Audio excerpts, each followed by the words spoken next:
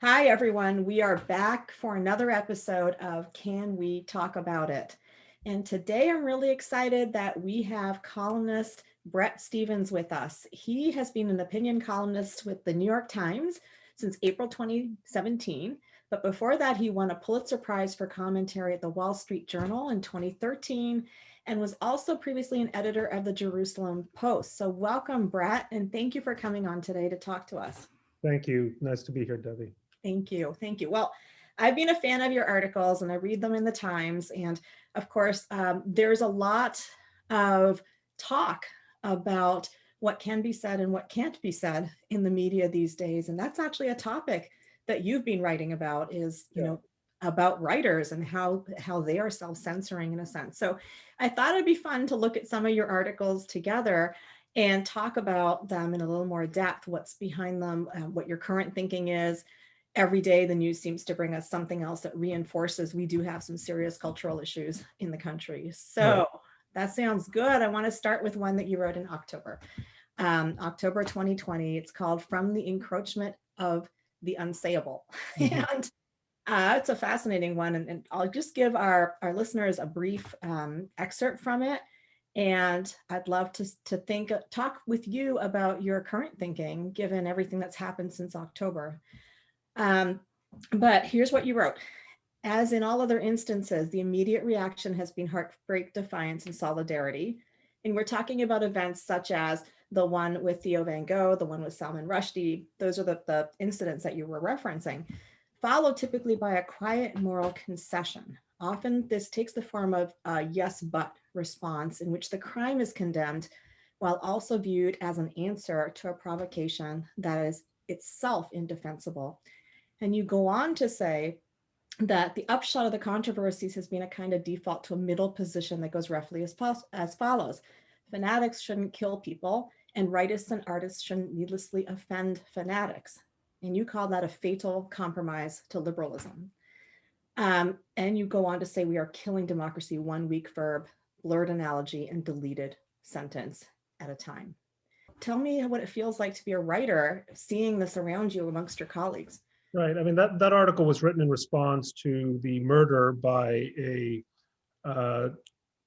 Chechen student of his teacher in France, and that was I think back in October 2020, and it was one of a series of instances, some of which you mentioned. You can also think of the cartoons of the Prophet Muhammad, which led to the massacre at Charlie Hebdo. Other examples of this, in which writers in the so-called free world have been cowed into silence by acts of horrific violence. And by another factor, it's not simply the acts of horrific violence. It's the fact that much of the establishment within those societies, people who condemn violence, also condemn the writers themselves for allegedly provoking or inviting the violence or insulting people's beliefs and sensitivities.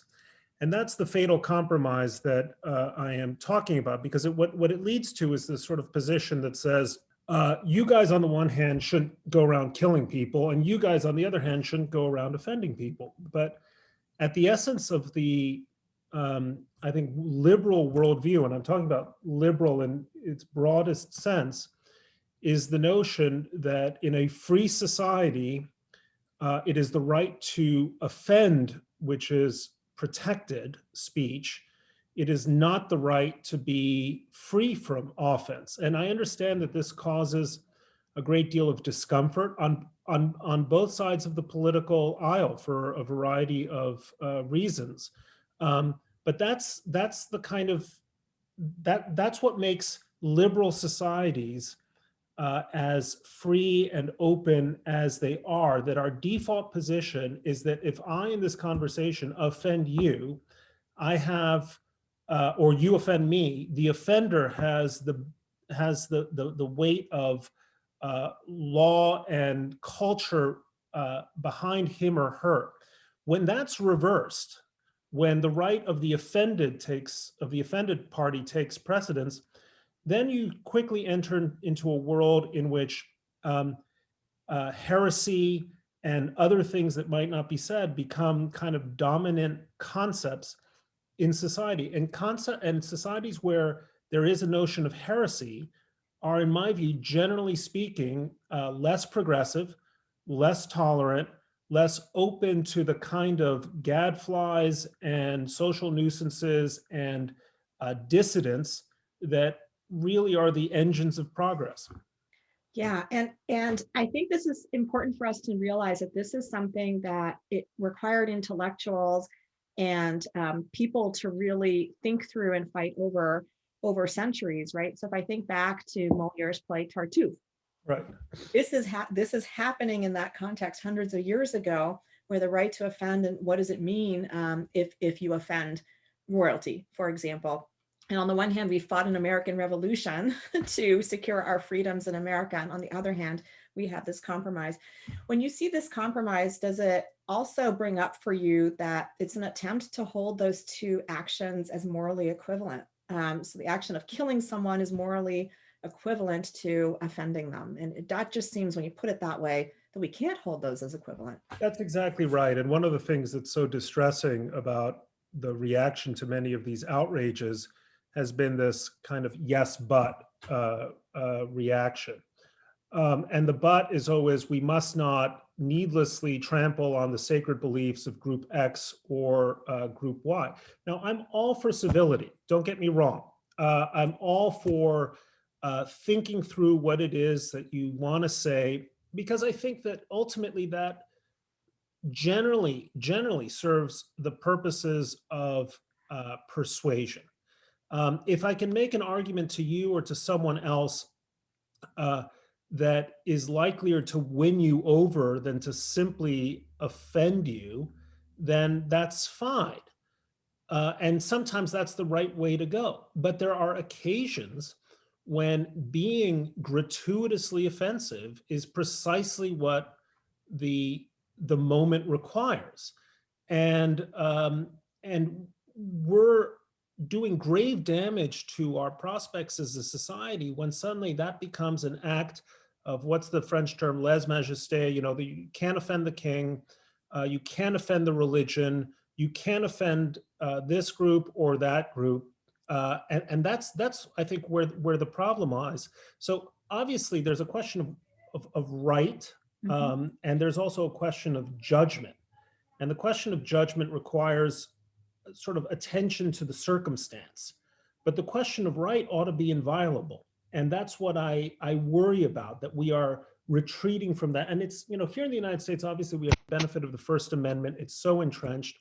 But in other liberal societies, Canada, for instance, or in France, there are actually legal proscriptions against certain kinds of speech, which I think really ill-serve those societies in the long term. I completely agree. I'm actually Canadian by origin, and once had a box seized at the border organization I was working for because there were a number of trigger words in the contents. And trigger words taken out of context was enough to pull this aside and have it censored, even though when they read the actual pamphlets, there was nothing objectionable. So yes, it is scary. Things, it's irony dies in those kinds of societies, because what is read literally in one context is meant differently in another. And so more than anything else, this is what I'm getting at, the question of what it means to be a writer, which is that a writer should have the full use of his or her tools, irony, provocation, making the devil's argument, and so on. And more I notice in sort of the life of the mind, in terms of those of us who are in the business of being public thinkers, that we're much more cautious in terms of what we say. One example I gave is that 13 or 14 years ago, Christopher Hitchens, who I think was the great polemicist of his day, wrote a whole column in Vanity Fair on the subject of why women aren't funny. Now, it was okay, he made this argument. It was kind of outrageous. It was kind of witty. It was clearly not coming from anyone who is a misogynist or a bigot in any sense. Yeah. And it was meant as a little sort of, a little bite, right? Mhm. And at the time, people reacted and said, to hell with you, Christopher Hitchens. And, I'm going to show you a million examples of women who are hilarious. Right now, I don't think that article could be written. I don't think Christopher Hitchens could have a career today if he were in my generation rather than his. And I think the world would be a lot poorer if we didn't have a mind and a spirit like his. Completely agree. I'm wondering if you By the way, for the record, my Yes. wife is hilarious. I think women are funny. And I need to say that. But the very fact that I'm saying that, okay, let me Yeah. just Right, that you've got to put a PS to it. illustrate it. Yeah. That here we are on this podcast, Mhm. and I get from the way you're looking at me that you get it, that I'm not endorsing this view. But the very fact that I feel the need to put a postscript Yeah. saying I do not endorse this view, because I am mindful that this exchange could be taken out of context, put on Twitter, and with a hashtag misogynist underneath it is a real one. And that kind of gets at what writers who are sometimes provocative, the environment that they face today that even 15 years ago was unimaginable.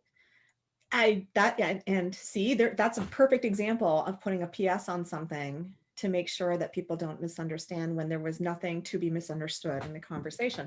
So yeah, great example. I'm wondering if you see a parallel in comedy. So it occurs to me, we go to these comedy clubs sometimes and they're down in the basement and you go in, it's a dark room, and the comedians are being provocative. They are using satire. They are often pointing out cultural issues, and they're doing that in very provocative ways. Do you see a parallel to comedy and some of what's happening on that side of things?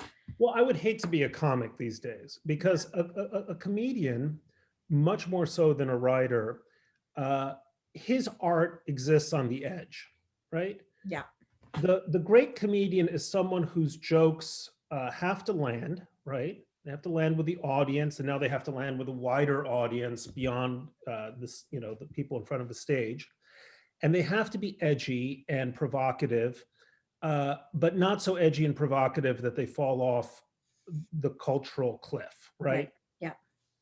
And you're never going to be a good comedian unless you're constantly pushing your boundaries, which means that to become a good comedian, you have to every now and then overstep, right? In order to discover where the edge is, you have to put at least 1 foot over the edge of that cliff. And previously, I think there was a kind of an understanding that that would happen sometimes, and you tell a joke and it wouldn't land, and people would kind of go, psst, and kind of think, that didn't work. Yeah. But now it means reputational defenestration instantaneously. And the world of comedy is one where suddenly, if there's a question mark hanging over your head, you're not going to get booked for shows. The HBOs of the world are going to sort of think twice. Do we want to make a comedy special around this guy? And so comedians, their instinct is going to have to be to pull way back, which may make it safe, but makes them less funny. And comedy is actually essential for the health of a free society. Being able to poke fun at sort of conventional wisdom, established pieties, whether they're on the left or the right, whether it's talking about the 7 words you can't say on TV, that great George Carlin skit, or the sort of South Park pushing back against political correctness. This is what sort of keeps us free. Yeah.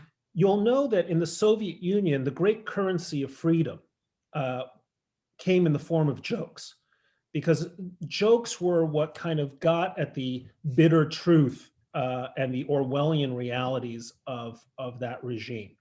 So when people start going after comedians, it's a really, it's profoundly problematic. It's profoundly illiberal. And even the Greeks understood, going back to Aristophanes, that you needed a space, to go nuts, right? Yes, You yes, need a yes, space yeah. where the women have a sex strike on the Acropolis, and as a way of illustrating the follies of war.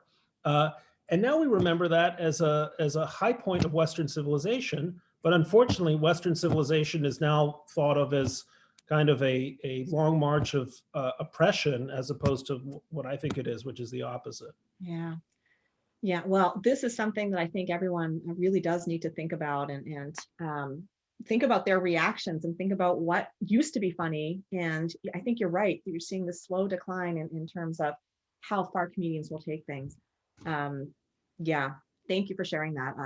That's something I've been thinking about, and you just helped me clarify my thinking. So appreciate that.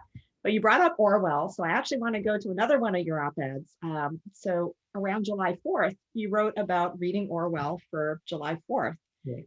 And of course, at that time, July 2020, we were in the midst of all kinds of things in the country. Our news was showing protests, it was showing there was a lot happening in July 2020. And what you wrote at that time was you were talking about stories that people are telling. These stories matter because an idea is at risk. That's the idea that people who cannot speak freely will not be able to think clearly, and that no society can long flourish when contrarians are treated as heretics, which sounds just like what we were talking about with the comedians and the writers. You go on to say that idea, old as Socrates, formerly had powerful institutional defenders, especially in the form of universities, news media, book publishers, free speech groups, and major philanthropies, which I work with is the philanthropy side. And you brought in a quote from Orwell. What is sinister, he wrote, is that the conscious enemies of liberty are those to whom liberty ought to mean most. And he was particularly calling out Western scientists who admired the Soviet Union for its technical prowess and were utterly indifferent to Stalin's persecution of writers and artists. To continue that quote, they do not see that any attack on intellectual liberty and on the concept of objective truth threatens in the long run every department of thought. And so later you say, yet the issue that counts the most is whether the institutions that are supposed to champion liberal ideals will muster the moral confidence to survive. Right. Right. So which institutions do you think are most critical? I mean, you mentioned some, but which institutions do you think are most critical, and how do we get them to muster that moral confidence? Well, the most important institutions are the universities, and actually, to an increasing extent, high schools. The idea of the university, the idea of a place that is a safe space, and now I'm quoting Salman Rushdie, a safe space for thought, not a safe space from thought, Right. Are the institutions that have been moving away from that ideal in the name of various other so-called goods. I think on close inspection, either aren't goods at all, or maybe goods in some other institution, but certainly are not goods in a university setting. I mean, if universities really believe that there are some forms of speech that can't be tolerated and that are going to be punished, they may as well just have the guts to get rid of tenure, because the whole reason that tenure exists, right, is presumably to shield professors from the consequences of social opprobrium to their Mm-hmm. ideas. Mm-hmm. Even 25, 30 years ago, people on the left always protected tenure because they said, we need people to stand up to the right-wing bigots, who are demanding the firing of this or that person. But if they were consistent in their views and believe that, speech codes ought to prevail on campuses, and the range of ideas that are permissible should be tightly circumscribed, then the best thing they could do is get rid of tenure and then punish any professor who says something that steps out of line. This is a deeply problematic reality, because it's not just that the universities no longer are places for tolerance. Universities have created a kind of a pedagogy, have instilled an idea in the minds of generations now, or at least one generation of students, at least the past 25 years, that the idea that there is a connection between freedom of inquiry, absolute freedom of inquiry, and excellence, and that connection is as tight as, hydrogen is bound to oxygen in water, right? And ought to be indissoluble. I'm sure there's some scientists right now rebuking me for Right. this. Well, actually, Bret, I could just hear them. But this is an important point, because we don't want freedom of speech just because it happens to be in the First Amendment. Mm-hmm. We want freedom of speech because we believe that it brings with it a deep good, and that good is so profound and so essential to the well-being of society that it is worth accepting all the bad things that go with free speech. There is no question that when you have free speech, you're going to get bad speech, you're going to get offensive speech, you're going to get ugly speech, you're going to get all kinds of garbage, right? But all of that garbage is the price you have to pay, and you should pay, because it's only through absolute freedom of thought and speech that society advances towards scientifically, technologically, socially, and so on. I was just in a debate a couple of nights ago on the subject of cancel culture. Mm-hmm. And if you think of any great social advance over the last, say, 70 or 80 years, all of them happened because there was this right to think and speak clearly and argue and bring down the shibboleths of the day. I mean, we should not forget that it was in the lifetime of our parents that there was this term called miscegenation, a horrible word and a horrible thought, right? That was the law in many states. Anti-miscegenation laws were the law in states like Virginia. The people had to go to the Supreme Court. The idea that marriage equality in our lifetime would have been considered a heinous thought 30 or 40 years ago. Bill Clinton, a Democratic president, signed a law to ban it, right? And now it's because of free speech. It's because persuasion happened, because people were able to think at the edges of what was permissible, that we now have something that I think most of us agree is an absolute good and has made the world a better place. And so I would argue, not just to conservatives, but especially to liberals and progressives, that to the extent that they want to freeze things by suppressing speech or making some forms of speech taboo, they are ultimately hurting themselves at least as much as they're hurting their opponents. Absolutely.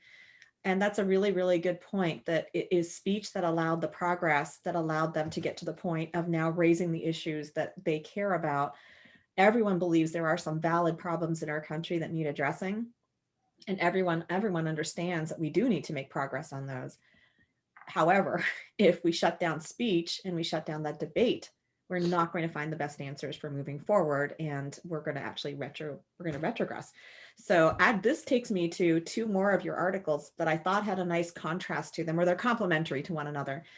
You wrote about Trump's whisper networks in February 2020. And at that time, personally, I was thinking a lot about why it is that there is such a high level of expressed support for President Trump. There was a lot of expressed support, but it was very quiet, and you didn't see people proclaiming it, loudly, or there weren't, some people were having like large signs that said Trump, but that did not match just the sheer numbers of people that were his supporters. So you raised this. And Trump consistently outpolled, even though he fell short. But if you look at Nate Silver's polls, Nate Silver being a particularly egregious example of someone who lives in a state of high confidence about his own polling abilities.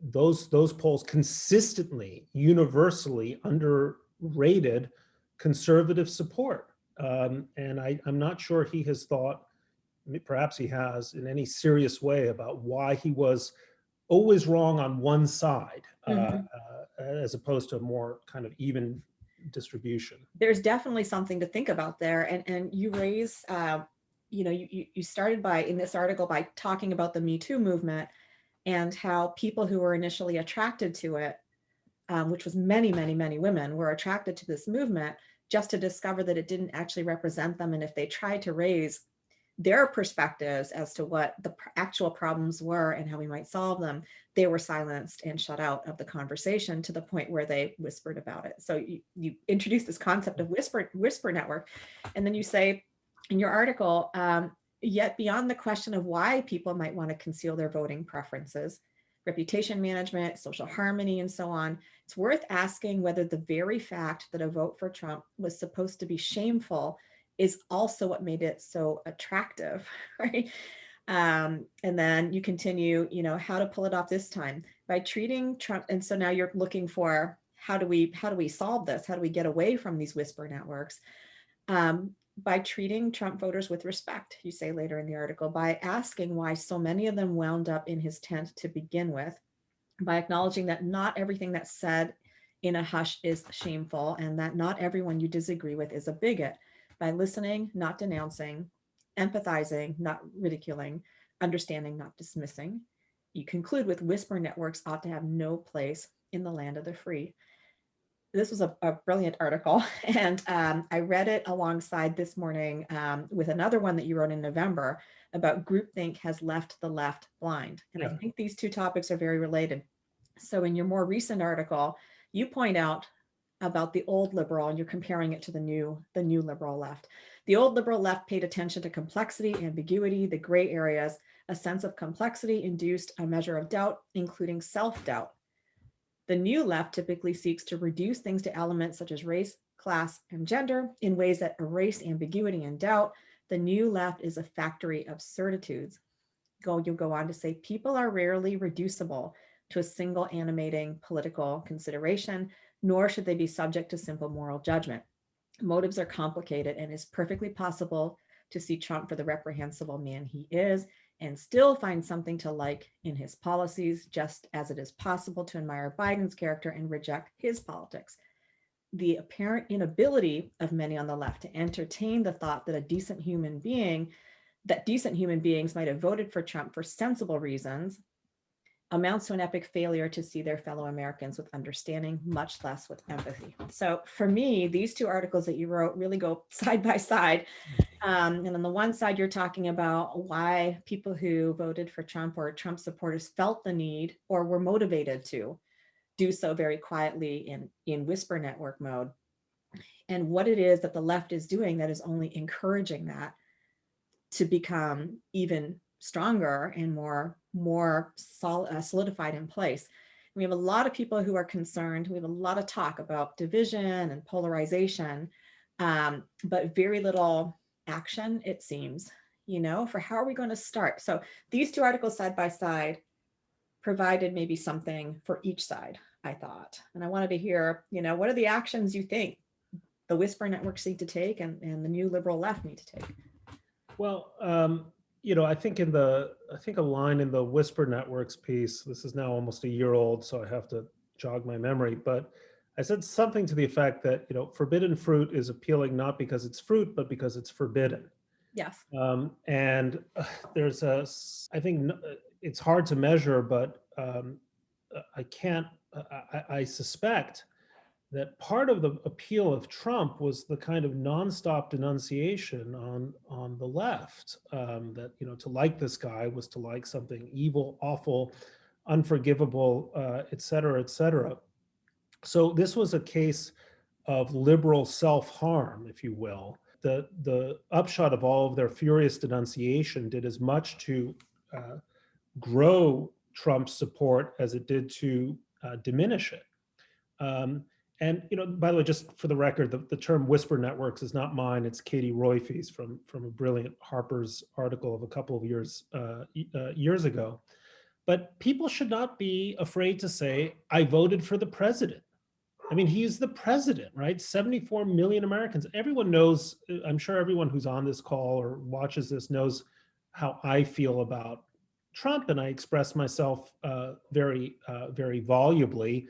But I have too many friends who I know are lovely people and who had reasons to vote for Donald Trump. And they weren't because they necessarily embraced his personality. In fact, they rarely embraced or never embraced his personality. It's because they agreed, the policies that mattered to them were the policies that he had advanced, and because they didn't particularly like the way in which the Democratic Party had moved in recent years. And that ought to be a signal to Democrats to say, well, how is it, what have we done to drive so many voters? In fact, people who had voted for Obama, this is a well-known phenomenon, who had voted for Obama into the arms of someone like Trump. Maybe it's because we have essentially given up on the politics of working class interests and become a party of the politics of coastal elites and those who support them. Obviously, that's a caricature to some extent. I'm simplifying and to some extent stereotyping, but it ought to have been a thought starter on the left, as opposed to just leaving the left with the thought, well, those of us who are in the camp of the righteous and the good are here, and everyone else is wicked, and this is this kind of Manichaean struggle to the death. And the follow-on article that you referenced about groupthink leaving the left blind essentially makes a very similar point, which is that you cannot understand the world in an intelligent way if your view of your opponent, whoever your opponent is he's a Nazi and I'm good, right? Now, it is true that there are cases where your opponent really is a Nazi, okay? We use the term Nazi because it was a massive force in the 20th century. Generally speaking, your opponent probably isn't a Nazi, right? Generally speaking, your opponent acts from a set of motivations that are not just intelligible, but in many ways sensible, at least from that person's point of view, and even perhaps honorable. And we enrich our own imagination and we strengthen our own argument. And we live in a better world when we accord the opposite side at least some baseline respect, to think that motive is intelligible. I used to say, take ISIS, okay? Let's talk about the Nazis of our day, the Islamic State. Well, what was it, in fact, that was bringing generally young men and occasionally young women from places like Manchester or Marseille or from the States, right? There or wherever, or Montreal, to just go through the M's there. Yes. To go all the way to Mosul, sticking with the M theme here. Very well done. For Islamic State. Well, I think one reason was that they found lives of kind of the materialistic obsessions of the West to be shallow and unfulfilling, and ISIS, in its hideously perverse fashion, was offering a path of glory and virtue and service to God. Now, does that make me an ISIS supporter or an ISIS apologist? No, it doesn't. But it does mean that when I think of ISIS, I think that the reason they were able to attract such an improbably wide following is that they were more than just a gang of criminals and thugs, which is the way they were painted by the Obama administration. They were offering a path towards glory and a kind of an immortality. So unless you think and comprehend your adversary through and try to understand that motivation, you're going to deny yourself the tools that you need, the intellectual tools that you need to understand what is motivating them. And if you don't understand what's motivating them, you're never going to be able to fully defeat them. In just the same way that we could never really address the phenomenon of communism and Soviet totalitarianism without at least understanding that communism on its surface seemed to offer a higher and better way of organizing society and a more equitable way of organizing society. If you simply said, well, the communists are just thugs that want to kill you. Yes, they were thugs. Yes, they were often murderous. But why did so many young idealistic people in the West become attracted to that banner? It wasn't out of thuggishness or murderousness. It was out of a kind of a misplaced idealism. So at every stage, we are smarter people when we think empathically about our adversaries. And the job of people like me and other writers isn't simply to rally our side to, to fight. It's also to try to understand the world in a richer way than perhaps others do. Well, I think, Bret, we have taken a tour of some of your articles today. I encourage people to read all of them. They're very, very insightful. And so we know what your job is. You need to keep writing. You need to help us make these connections between these different ideas, and to provoke us to think about what it is that, how it is that we are approaching issues. And so your role as a writer is really, really clear. What do you suggest people who are listening to this do? They're not writers, but they're participants and they're actors. What do people need to do? Important to I mean, given that this is the Philanthropy Roundtable, we live in this siloized world. That's a bit of a neologism, but a world in which of ideological and thought silos. And I think the great task for the next generation is to break through them, to foster avenue, or to create arenas and build avenues, if I'm keeping my metaphor straight, of serious debate and honest exchanges of divergent views. And I find it kind of strange that people only want to listen to their own side. They won't, I mean, maybe it's congenital. I've always found it more interesting to read people with whom I disagree than those with whom I agree, just because at least it provokes thought, and it makes me wonder, well, this is what this guy thinks, and am I wrong, or maybe I'm more right than I knew. So what can be done philanthropically to create those sorts of arenas? I mean, I think of something like Intelligence Squared, right, which is what Bob Rosencrantz does. And it's such a wonderful space to experience an encounter and a kind of that animated, exciting clash between two sides, respectfully arguing opposite sides of an important issue. Could that be expanded? Could we have more of that? Could we have television stations that actually devoted themselves to precisely that kind of productive dialectic, as opposed to what we have now? I think that would be remarkable. I think it's what's that cliche? Low-hanging fruit, right? For someone to do, or at least to do more of. So that would be that's my 2 cents to this particular roundtable. Well, thank you very much, Bret. I mean, I think everyone is eager. I think everyone right now is motivated. Well, almost everyone. Let's say most people, to be accurate. Most people are motivated to do something about it. I think most people are looking for those venues. So thank you for the conversation today. You've given us a lot to think about. Your articles, keep them coming. And let's see whether a year from now, if there's been some kind of progress. I think enough people are seeing the phenomenon. They may not have the words for it yet, but they are seeing it.